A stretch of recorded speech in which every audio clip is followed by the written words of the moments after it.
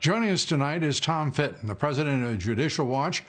Tom and his organization are working diligently, vigorously to try to get to the truth of all of this. And Tom, I want to say, first of all, thank you for being here. President Obama, let's start with him. The former president saying that the rule of law is in jeopardy here. And there was just so much compelling irony about that remark. I don't think most Americans could stand it. Your reaction? Well, we have new information from Sally Yates, who was interviewed by no one other but the Robert Mueller operation, that Obama was involved in the targeting of Flynn in that infamous Oval Office meeting.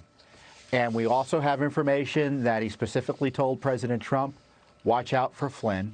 And of course, he and his people were spying on Flynn during the campaign, obviously targeting Trump as well, not telling Trump about their concerns about Flynn, obviously to try to undermine him once he became president later on after the election.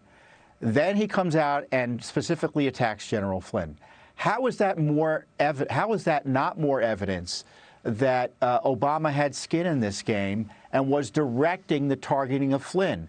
Yates says, in retrospect, after that meeting with Obama and the later machinations of Comey and using the Logan Act to ambush Flynn with this illicit interview, she put two and two together. That's what Obama was talking about. So at that meeting, you had Obama talking about the dossier and talking about Flynn. The next day, Comey ambushes Trump with the dossier. A few weeks later, they ambush Flynn.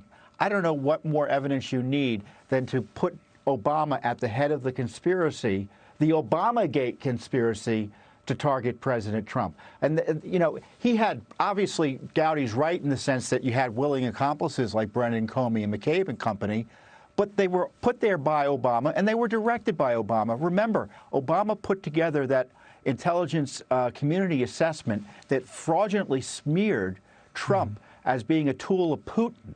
That was an all-hands-on-deck whistle call by Obama. Obama was front and center here. He should be questioned. Hillary Clinton should be questioned. Everyone in that Oval Office meeting should be questioned, which would include Joe Biden.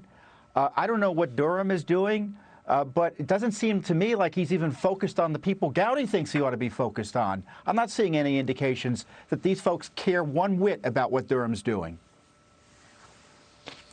The call by Gowdy to ignore the former president's responsibility for putting in motion, and if not putting in motion directly, tacitly at the very least, approving of spying on a presidential candidate and then a president-elect and then a president, is unprecedented. It is outrageous. And we know that the whole thing was not only a conspiracy to overthrow a president, but it was a web of deceit and lies that were the basis for the special counsel and all of the nonsense that the radical Dems, the deep state, and yes, the Obama administration put in motion.